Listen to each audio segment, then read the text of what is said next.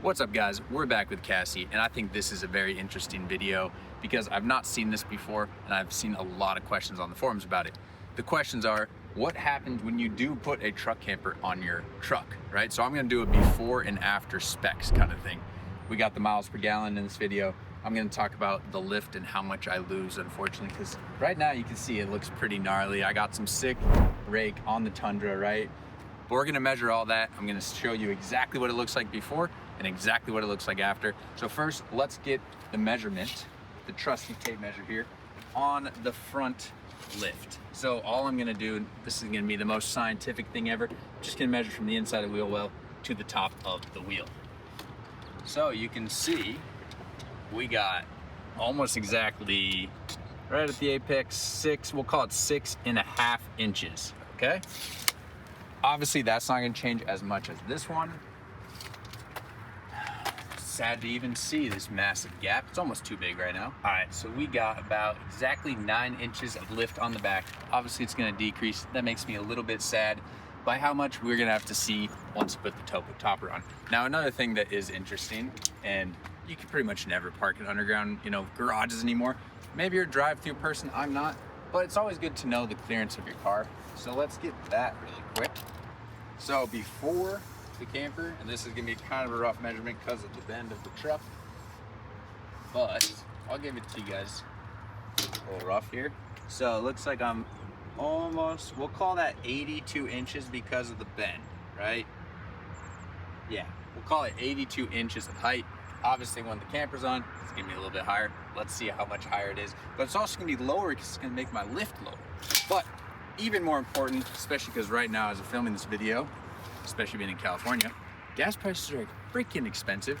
So how many miles per gallon am I getting right now versus the topper? All right, one of the more important things with the specs video before and after a camper is obviously miles per gallon. Because if you own a truck or any sort of thing that you're gonna put a tent on, right? Add weight to it, add wheels, tires, your MPG, it goes down. It goes down a decent amount. So let me walk you through kind of what's been happening. When I took off the tent, that didn't really do much, honestly, to the MPG. I reset it there, maybe like 0.1, 0.2 more. When I took off the topper though, now that's when we start getting some juice back. So before, when I had the tent, the Go FSR, the Smart Evo on top, so that's like 400-ish pounds, right? Just roughly off the top of my head. It was like 14.4, and I had that for a year plus, right? So that was a very good average, a lot of highway, a lot of camping, just driving all over the place, right? Then when I took both those off, I actually got back up to 16.4, which is like, man, that feels pretty good. I can tell you that the biggest hit so far that I've noticed though, adding all this stuff, was wheels and tires. And I didn't even get like 35s, right? These are still technically 34-inch tires, and then the Method 703s, which are not even that heavy of a wheel. Okay, so with everything naked, like I said, I was at about 16.4. Now going all the way from Colorado to California, long drive, right? It's crazy how much wind affects it, because now I'm at 15.7 again. So I almost dropped about a mile per gallon. We'll see at the end of this video. We're gonna do the before and after. That's the whole purpose of this. We'll see where we're at.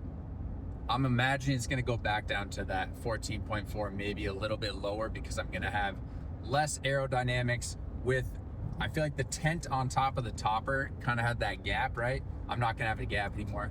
We'll see. My assumption is I'm gonna be like 14, hopefully not lower, because that's just gonna feel bad.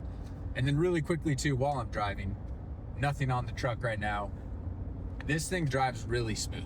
Obviously the suspension in the back is not rated for an empty payload, which is basically what I have right now. I think it's gonna get even better, but I've been very impressed with the Dobson IMS lift kit that I have on this bad boy. On Cassie, she's a girl. So it seems weird calling her a bad girl, so we're just, Cassie. It's been really good. Driving all across just highways completely unloaded. It's not, if you had too much spring, you'll hit a bump and it's like, you're bumping for like another, I don't know, 500-600 feet or something like that. So I imagine it's only gonna get better. The one thing that is gonna get worse, obviously, anytime you put something on your roof, wind noise, and obviously wind drift in it when it is really windy, because I was even getting some of that naked yesterday. But as of right now, really do enjoy how the 3rd gen Tundra drives with nothing. So I'll kind of give you that you know, after the fact, how much does it feel differently? All right, guys, I got my tape measure, and clearly we got the Topo Topper ring con installed on the truck, right? Now we're gonna do the after specs for how much lift did I lose in the back and how much did I lose on the front. Now I want you, hopefully, before you actually see me give you the answer, guess below in the comments, because this thing's about 500 pounds. You saw I had nothing on the truck before. How much do you think I lost off of my lift? Let's see. So before it was 9 inches, and right now, right from exactly how we measured before, 8.5. So I literally only lost half an inch putting this entire Topo Topper. And let's come to the back really quick. Whole other video on this. You got to see everything that's in here. It's not just a camper shell. Currently right now, we got fridge, 10-pound propane tank, Truma heater, bunch of different gear in those bags on the Molly, drawer full of gear. That power station alone back there is about 35 pounds, and then another power station. A little bit redundant right now, it's for other reasons. But that is not some empty shell, right? This is a fully loaded camper, fan, solar on top, half an inch on the back. That's amazing, I love that. I kept the nice rake, right? All right, now let's come to the front. I'm pretty much imagining there should be none lost here because I added no weight, and if anything, weighing that down almost might pop this up. At least that's how it works in my mind. So before, this one was 6.5 inches, and it's exactly the same. So 6.5 inches. So really cool for you to know if you have a lift kit similar to this. If you get the right springs, you're really not gonna lose a ton. And I mean, hey, maybe this is just my opinion, but when I see trucks out there and the back is just slammed, first of all, that can't be good. That can't be smooth to ride in. And in my opinion, I think it looks ridiculous, okay? I like that rake. So when I was able to keep this, Now, last spec is gonna be the clearance. Obviously, I gained some clearance. It's not that big of a deal. I can't go through drive-thrus. I can't park in underground parking garages anyway. But just so to make this video foolproof, now it is about 87 inches. Honestly, don't remember what it was before because that measurement I don't really care about, but now you guys know, you gotta do the full science, the full testing for the before and after. All right, now what I'm gonna do, we're gonna be jumping in the car. I'll be already driving and I'm gonna give you the MPG, the wind noise, and more important things like driving characteristics of adding something like this to your truck. So let's cut to that. Now we're in the car for some of the more important specs that I feel like a lot of you wanna know. So we have the Topo camper on, Topo Topper ring con to be specific. And now I've been driving for, 15 plus hours. I think it's about 2,000 miles now, okay? So I didn't want to give you guys the MPG too early because then, you know, I had to reset it. It wouldn't be accurate. But we're basically back home in Colorado, all the way from California. And I'm at 14.1 right now. So that's honestly pretty good. I think it's gonna go up probably right around what I had before, which was about 14.4. And that was with that Smart Cap Evo in the tent. The reason I think it's gonna go up is right now we have more gear than is necessary. And then also, it has been ridiculously windy on this trip, especially through Utah, through some of those desert areas. I mean, I was just getting blown back and forth, right? So that brings me to the next two before and after specs. Number one, right now, if I'm silent, not very much wind noise. It honestly sounds exactly how it did before, which I love. But when there's wind going either left to right or right to left across the car, there is like this gnarly whistling sound, and I've not been able to pin it down. I tried a couple things. I haven't obviously been home to like really inspect everything, right? So if you guys have any information, please comment below. If you have a camper like this with the fan on top, solar on top, all the things, that'd be great, because when I'm driving straight, well, let's see.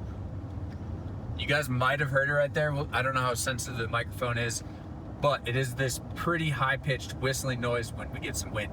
So that's number one with the before and after specs of the wind. And number two, why I think the MPG is gonna go back up is just because exactly what I just talked about. Usually there's not insane crosswinds, headwinds when you're driving around, even on the highway, especially not in the city.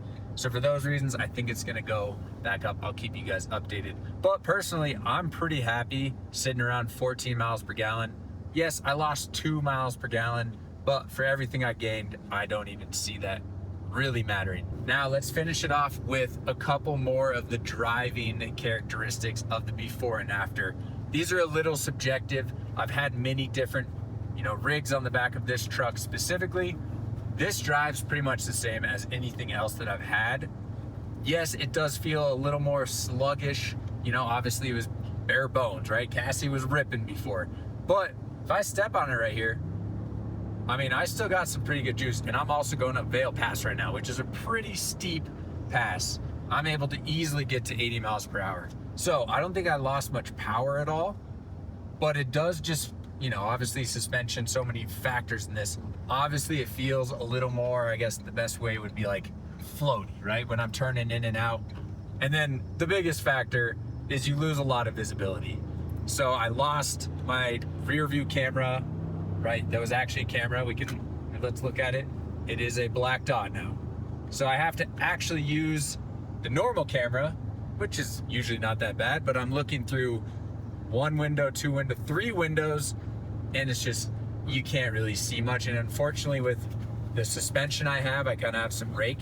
So unless someone's pretty far behind me, they basically just get hidden underneath that window on the topo topper. That's not that big of a deal. I still have my mirrors, which are completely fine. But obviously you guys know you lose a lot of visibility when you put something on like this. So there it is. It's before, it's the after. You can see what it looks like from the front. Obviously looks are another thing before and after. I think this thing fits Cassie like a glove so perfectly. All my friends who have seen it already are like, dude, that thing looks so good. Looks like it's made for the Tundra, and I couldn't be happier. Obviously with anything like this, you're gonna have pros, you're gonna have cons. In my opinion, adding the Topo Topper Ring Con has been many more pros than it has been cons. You can decide for yourself, but I just wanted to give you guys this information because I found it very hard to find, hey, how many miles per gallon am I expected to lose? How does it drive? How much wind noise? How much lift do I lose? Right? All the things I went over in this video, hopefully they can help you. Obviously, your truck might not be this exact one, but I think it will give you a pretty good idea of what it might be like to put something like this on. So if you enjoyed this video, it would help a lot if you hit that like button. And if you want to see any more videos about the gear that I have, reviews, these kind of things, then you should subscribe because there's much more coming in the future. This thing's brand new. I got content planned. And like always, pack it in and pack it out.